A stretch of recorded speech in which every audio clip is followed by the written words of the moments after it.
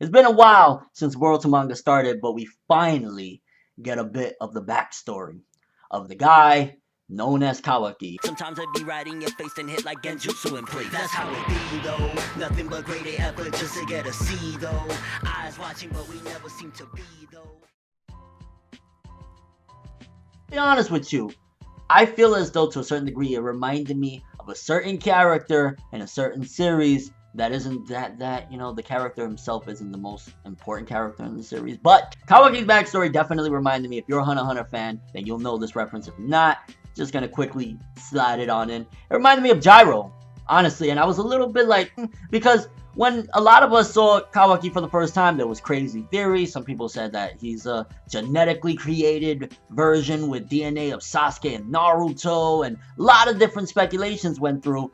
And what we got was a kid that was, which it's not light in a way, you know what I'm saying? It's not light by any means, but I think we was more so hoping for his origin to be straight connected to somebody in the Naruto verse or somebody that we know or something like that, which again, it would have been awesome. But he was a kid that was abused, he was a kid that was neglected, and he was a kid that was sold off to this organization. What they did from there on out is a different story, but we see his father, a scumbag, similar to like Dio Brando's father. If you've seen JoJo's Bizarre Adventure, if you haven't seen JoJo's Bizarre Adventure, go watch JoJo's Bizarre Adventure. I'm just saying, just go watch it. But definitely, father was a scumbag, used to abuse of him, and he was sold off to this organization for a wad of money, and he was called Empty a lot. And that's pretty much the beginnings of Kawaki.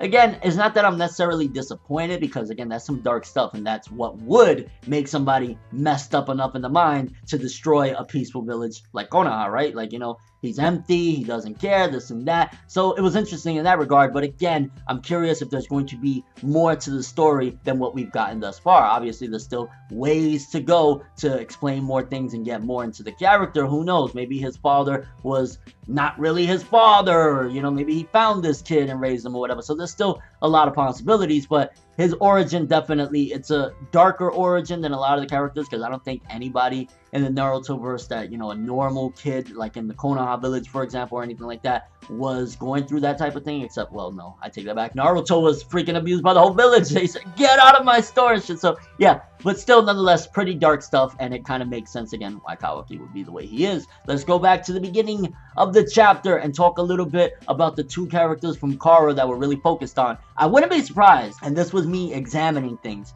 because it starts off, these characters are eating a meal and seemingly drinking wine. But the way it was done and portrayed, because if you go back to my videos or whatever, I want to say I said this last year or whatever, a big theory was, these are robots. These are mechanically created human beings, organisms, or whatever. They're not real, or things of that nature. There's something there that's different about them. And I said, we're going to have robot shinobi and shit like that. In the beginning, they're eating food, but the way they're saying it, I feel as though there's a lot of sarcasm to certain things. It's Jigen and Delta. When Delta said, it went down my throat quite well. When she said that and, seeing them eat and stuff like that, I wouldn't be surprised if they're trying to trick us into thinking, they're normal human beings, they're eating or whatever. Maybe that's just something that they do, but they don't need to eat and they can't taste the food. Crazy theory right there. I wouldn't be surprised again if the author's playing with us, like, yeah, look, he's just eating eggs and stuff. They're normal. But it felt like there was, again, bits of sarcasm throughout their small conversation. And again, why start off chapter with them just talking about, yeah, we're eating? You know what I'm saying? I feel as though there was more to that. I think it was the authors trying to mislead us in a different direction of who these people are, that they're, they're just normal shinobi. Again, with the whole, creations and Katatsuki and everything, maybe there's more to it. And then, of course, talking a little bit about Kashi and Koji, because he was, throughout the chapter, he was mentioned, and then we've seen him a little bit. Jigen trusts him a lot and says he's very whimsical. Jiraiya was very whimsical. I just got to throw that in there. But, Jiraiya, oh, no, I'm going to the hot springs. Oh, there's hot girls. Oh, this and that. You know what I'm saying? So, just a little bit there. But also, he trusts him quite a bit. So, whoever this guy is, if he's connected, well, obviously, he's with Kara or whatever, but, if he's connected to this guy personally or something, he trusts him enough that he was like, yeah, he could go retrieve. Because you can obviously see, this is a big deal to them. You know what I'm saying? Kawaki, the vessel or whatever, is a very important piece to their organization. That's why they're desperately trying to retrieve it. Well, Jigen doesn't seem desperate. Delta does, and Koji, well, he doesn't seem desperate, but you know what I'm saying? Like, the outers definitely seem desperate. Ao and stuff like that, which I'm kind of curious the difference in power, because of the outers, like Ao was pretty strong, you know what I'm saying? And if they are just like the low branches of Kara, again, I'm just wondering, what can Delta do? What can Jigen do? What can Kashin Koji do when he's 100% going full on max? Because he just had a little thing with Konohamaru and pushed Konohamaru back and shit like that. He's not bruised, he's not damaged. So imagine Kashin Koji or any one of these true members of Kara, what they can do. It's gonna be a problem, okay? It's gonna be a problem, people. I'm wondering exactly what the karma marks have to do with anything of the mental status, because we noticed when Boruto got close to Kawaki, the marks started interacting, and then that's when Kawaki was sent into his flashback of, you know, remembering his past and his father and things like that. Is it just that, hey, he was kind of unconscious for a second, so it knocked him into that, or there's more to it? Either way, you could definitely see that the karma is a shock to even, you know, all the members. When Kashin Koji first seen that Boruto at it, he was surprised. Delta couldn't believe it when she arrived on the scene next to Koji. She was like, how does he have karma and stuff like that? So they're definitely taken back, and I'm kind of curious if the way to get karma is to kill a supreme being. You know, Boruto was the one responsible for the end of Momoshiki. So if that's the way to get karma, then Kawaki, which he was shown to be very, very strong. Like, dude looked like a Saiyan for a second when he was exploding with his chakra and power and shit like that, just exploding everywhere. Like, he possibly killed maybe either one of the members of Kara, or a villain that came down and nobody knew about it, or maybe they're gonna work in that third Otsutsuki that was in the Boruto initial draft. Maybe he killed him. I'm kind of curious how they're gonna play about how he got karma, or if it was just something that they enhanced his body with, because obviously when you see him, he was a little kid. He was just a normal kid that was, you know, abused, which that's not normal. Well, I mean, you know, genetically, let's calm down here. Abuse is never, that's not even funny. I don't even joke about that. So yeah. And the constant throwing around of him being empty, I wonder exactly what does that mean. Does it mean that he's like a Sai, where he just shows no emotion, he doesn't know how to show emotion, or he just doesn't care about anything, he has no regard for human life? Like, again, he seemed like an innocent kid that was beaten around, so when his father was calling him empty, and then the members of Kara are calling him empty, I'm imagining it's just that he never cracks a smile, he never shows any type of happiness, and he just doesn't care about anything, which, granted, who would? You're abused by your father, sold off to some organization, some weirdo that looks like Uta from Tokyo Ghoul says, I am your father, on some Star Wars shit. I would be empty too, okay? I would have my big bag with no f***s to give, you know what I'm saying? Like, I'm just saying. Kind of curious why Koji was observing, and when Delta showed up and brought Garo, it was like, okay, you know, Garo can handle it. But why is Koji observing all of this? Does he want to see what happens when two karmas come in contact? Like, why are they just watching on the wings if they really, truly want to retrieve this vessel? Again, Delta, she brought Garo to bring him back because she's like, okay, he can do the job. I don't want to get involved right now, whatever. But Kashin Koji, there's just so much mystery about this guy. It's like, if you're there to retrieve this vessel and that's your job, why are you just sitting back and watching the Konoha ninja, you know, mess around with him? You know, that should be your top priority. Grab him and get out. Or is it that Kawaki is just really dangerous and they don't want to be hands-on with him because there's a reason he's the vessel. There's a reason why they want him on their side, because he's a monster. I mean, for crying out loud, Garo lost his jaw at Kawaki, and again, you know, Garo is an outer, but don't underestimate the outers. Again, he's a beast, you know what I'm saying? So if he's one of the outers, he gotta have some type of strength, and for him to have lost his jaw in the past, that means that they probably even send the outers to get Kawaki. Anytime like he escapes or whatever, they send those guys, because again, they're probably scared of what he's capable of with that karma mark. The karma mark is probably beyond anything, and I guess let's talk a little bit. I'm curious if that was to do with karma or just something totally different. Kawaki was able to turn his arm, it looked like a blade wing,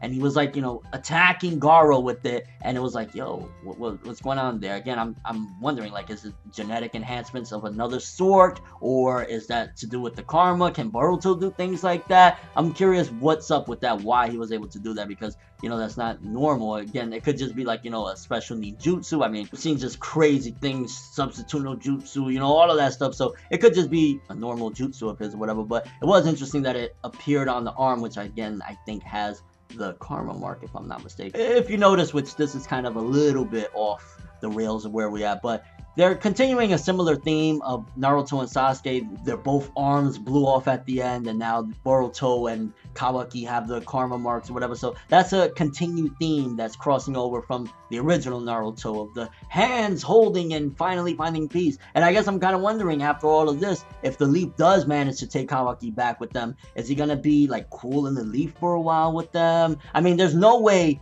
The way Boruto and Kawaki were talking is as if they've known each other, you know, in the beginning of the series. Not now. They obviously don't know who the hell each other are. But in the beginning of the series, when we got that first chapter, it's like they were aware of each other. And he's like, yo, why you had to do this? And then Kawaki's like, nah, we dismantling this shinobi village. So I'm assuming that he goes to the village for a while. But how is he going to interact there? I think we're going to get at least a couple chapters of him just being in the village and living a normal life and seeing what a normal life is. Something is going to go down. And then that's going to make his mind say, nah, I can't do this. This world gotta change. So I'm curious to see how this is all gonna play out. I'm imagining, which again, if you got Koji there, you got Delta there, and then you have this Garo guy there, how are they gonna get away with Kawaki? They're gonna have to, you know what I'm saying? Because it seems as though Konohamaru couldn't take out Koji by himself, and then these Genin, well, no, what, are they tuning in? I don't remember what happened in the exams, if they actually got the mark. The exams was interrupted, but you know what I'm saying? With these new shinobi, there's no way they could take out Koji, Delta, and this Garo guy unless they get some backup of some sort, because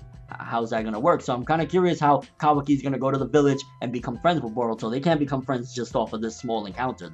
That's not gonna happen. And even though we pretty much already felt like it was confirmed, it was 100% confirmed in this chapter that Kawaki is the vessel, which again, I felt already for a few chapters like that was kind of par for the course, which you gotta wonder, why is it that he was traveling in that blimp in that cargo box that looked like a casket? A lot of questions of the mechanics of even their bodies. Like, is he just a mechanical being? Again, is the author throwing us off by having Delta and Jigen, you know, just sitting there eating, when in actuality they don't need to eat because they're a robot shinobi? I'm sticking with it, okay? Robot shinobi for 2018, boy! Overall chapter, very, very solid. Got a lot of information. I ain't gonna lie, I was not that impressed with Kawaki's backstory. I thought it was going to be a little bit different, something connected to characters that we know. Maybe it still will be. Maybe the father just found him and was like, and that's why he treated him like trash to begin with. And yeah, honestly, it's just freaking crazy. Boruto, this is the chapters we've been waiting for a good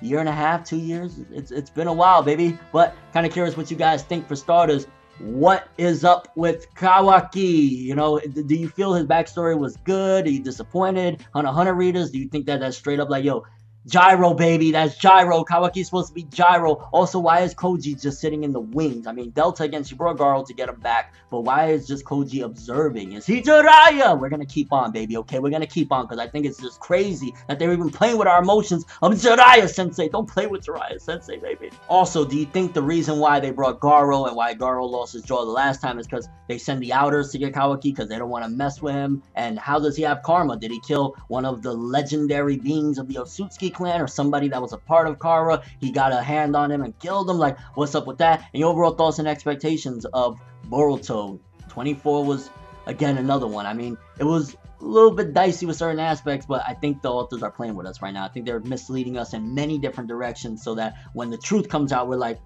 oh, shit. But that's all I have for this one. Thanks for watching. Hope you enjoyed. If you liked anything I had to say or enjoyed the video, throw me a like. I'd greatly appreciate it. And if you want more from me, make sure to subscribe. Follow me on Twitter, Instagram, stalk me on Facebook, and follow me on Twitch to get more when the video ends. I'm ForneverWorld, and as always, people, have an awesome day. And remember the golden rule. Don't ever forget it, baby. Anime and manga for life, boy. Wow. Have an awesome day. Make a major move, laugh and let the haters lose. We don't give a fuck, virginity intact, cream stack. Paper rules, if you heard it, best